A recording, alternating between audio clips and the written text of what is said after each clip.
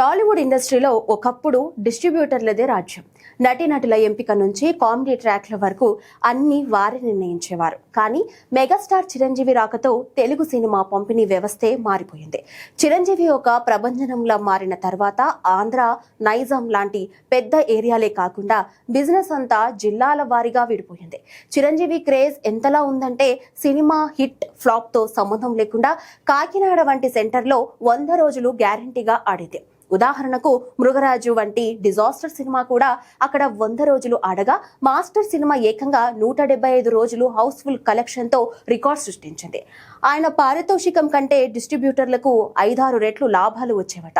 ఒక థియేటర్ నిండిపోతే పక్కనే ఉన్న మినీ థియేటర్లో షో వేసినా క్షణాల్లో ఫుల్ అయిపోయేవి.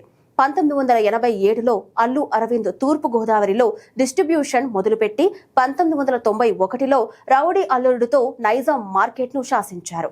చిరంజీవి సినిమాలకు ఉన్న ఆ పవర్ వల్లే నేడు గీతా ఆర్ట్స్ వంటి వాళ్ళు అంచనా వేస్తున్నారు.